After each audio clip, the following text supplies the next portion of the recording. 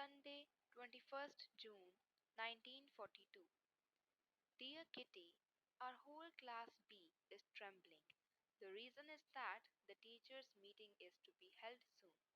There is much speculation as to who will move up and who will stay put. Maeve de Jong and I are highly amused at Wim and Jacques, the two boys behind us. They won't have a florin left for the holidays. It will all be gone on betting. You'll move up. Shan't. Shall. From morning till night. Even Mib pleads for silence, and my angry outburst don't calm them. According to me, a quarter of the class should stay where they are. There are some absolute cuckoos, but teachers are the greatest freaks on earth, so perhaps there will be freakish in the right way for once. I'm not afraid about my girlfriends and myself. We'll squeeze through somehow, though I am not too certain about my math. Still, we can but wait patiently. Till then, we cheer each other along.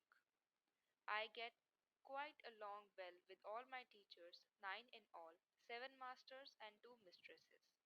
Mr. Capter, an old master, was very annoyed with me for a long time because I chatter so much. So I had to write a composition with a chatterbox as the subject. A chatterbox. Whatever could one write?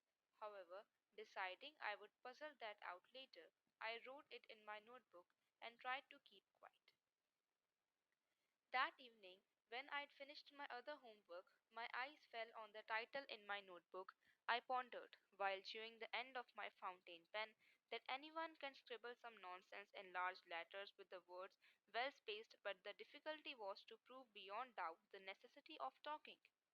I thought, and then, suddenly having an idea, filled my three allotted sides and felt completely satisfied. My arguments were that talking is a feminine characteristic and that I would do my best to keep it under control, but I should never be cured, for my mother talked as much as I, probably more, and what can one do about inherited qualities? Mr. Capter had to laugh at my arguments, but when I continued to hold forth in the next lesson, another composition followed. This time it was incurable chatterbox. I handed this in, and Capter made no complaints for two whole lessons. But in the third lesson it was too much for him again. Annie, as punishment for talking, will do a composition entitled Quack, Quack, Quack, says Mrs. Natterbeak. Shouts of laughter from the class. I had to laugh too, although I felt that my inventiveness on this subject was exhausted. I had to think of something else, something entirely original. I was in luck, as my friend Sane writes good poetry and offered to help by doing the whole composition in verse. I jumped for joy. Captain wanted to make a fool of me with this absurd theme. I would get my own back and make him the laughing stock of the whole class. The poem was finished and was perfect. It was about a mother duck and a father swan who had three baby ducklings. The baby ducklings were bitten to death by father because they chattered too much. Luckily, Captor saw the joke. He read the poem loudly to the class with comments and also to various other classes. Since then I am allowed to talk, never get extra work. In fact, Captor always jokes about it. Yours, Annie. Wednesday, 24th June 1942. Dear Kitty, it is boiling hot. We are all positively melting, and in this heat I have to walk everywhere. Now I can fully appreciate how nice a tram is, but that is a forbidden luxury for Jews. Mare is good enough for us. I had to visit the dentist in the Jan Leukenstraat in the lunch hour yesterday. It is a long way from our school in the Stad Stimmertuinen. I nearly fell asleep in school afternoon. Luckily, the dentist assistant was very kind and gave me a drink. She's a good sort. We are allowed on the ferry, and that is about all. There is a little boat from the Joseph Israelskate. The man there took us at once when we asked him. It is not the Dutch people's fault that we are having such miserable time. I do wish I didn't have to go to school, as my bicycle was stolen in the Easter holidays, and Daddy has given mummies to a Christian family for safekeeping. But thank goodness, The holidays are nearly here, one more week, and then the agony is over. Something amusing happened yesterday. I was passing the bicycle sheds when someone called out to me. I looked around, and there was the nice looking boy I met on the previous evening at my girlfriend Eva's home. He came shyly towards me and introduced himself as Harry Goldberg. I was rather surprised and wondered what he wanted, but I didn't have to wait long. He asked if I would allow him to accompany me to school. As you're going my way in any case, I will, I replied, and so we went together. Harry is 16 and can tell all kinds of amusing stories. He was waiting for me again this morning, and I expect he will from now on. Yours, Annie. Tuesday, 30th June 1942. Dear Kitty, I've not had a moment to write to you until today. I was with friends all day on Thursday. On Friday, we had visitors, and so it went on until today. Harry and I have got to know each other well in a week, and he has told me a lot about his life. He came to Holland alone and is living with his grandparents. His parents are in Belgium.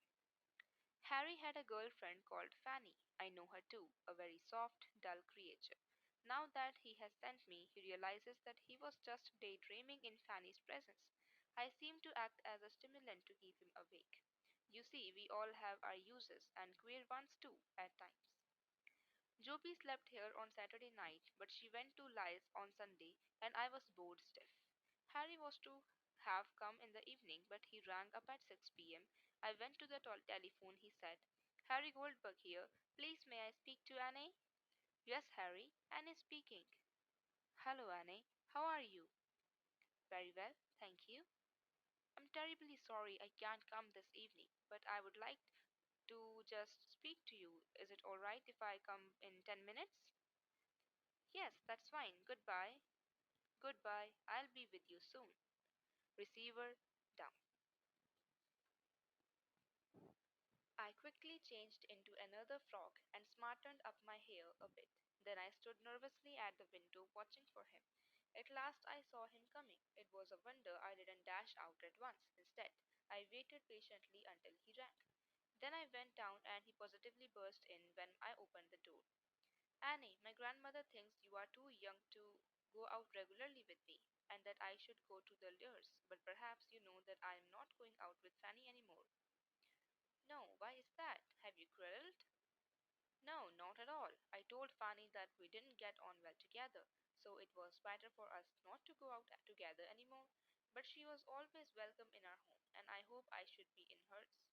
You see, I thought Fanny had been going out with another boy and treated her accordingly, but that was quite untrue. And now my uncle says I should apologize to Fanny, but of course I didn't want to do that, so I finished the whole affair. That was just one of the many reasons. My grandmother would rather I went with Fanny than you, but I shan't. Old people have such terribly old fashioned ideas at times, but I just can't fall into line. I need my grandparents, but in a sense they need me too. From now on I shall be free on Wednesday evenings. Officially I go to wood carving lessons to please my grandparents. In actual fact I go to a meeting of the Zionist movement. I'm not supposed to because my grandparents are very much against the Zionists. I am by no means a fanatic, but I have a leaning that way and find it interesting. But lately it has become such a mess here that I'm going to quit. So next Wednesday will be my last time. Then I shall be able to see you on Wednesday evenings, Saturday afternoon, Sunday afternoon, and perhaps more. But your grandparents are against it. You can't do it behind their backs. Love finds a way. Then we passed the bookshop on the corner, and there stood Peter Wessel with two other boys. He said, Hello, it is the first time he has spoken to me for ages. I was really pleased. Harry and I walked on, and the end of it all was that I should meet him at 5 minutes to 7 in the front of his house next evening. Yours, Annie. Friday, 3 July 1942. Dear Kitty, Harry visited us yesterday to meet my parents. I had bought a cream cake, sweets, tea, and fancy biscuits, quite a spread, but neither Harry nor I felt like sitting stiffly side by side indefinitely. So we went for a walk, and it was already 8 when he brought me home. Daddy was very cross and thought it was very wrong of me, but it is dangerous for Jews to be out after 8 o'clock, and I had to promise to be in 10 to 8 in future. Tomorrow I've been invited to his house. My girlfriend Jopi teases me the whole time about Harry. I'm honestly not in love, oh no. I can surely have boyfriends, no one thinks anything of that. But one boyfriend, or beau, as mother calls him, seems to be quite different. Harry went to see Eva one evening and she told me that she asked him, "Who do you like best, Fanny or Annie?" He said, "It's nothing to do with you." But when he left, they hadn't chatted together any more the whole evening. Now listen, it's Annie, so long, and don't tell a soul. And like a flash, he was gone. It's easy to see that Harry is in love with me, rather fun for a change. Margot would say, "Harry is a decent lad." I agree, but he is more than that. Mummy is full of praise, a good looking boy, a well behaved, nice boy. I'm glad that the whole family approve of him. He likes them too, but he thinks my girlfriends are very childish, and he's quite right. Yours?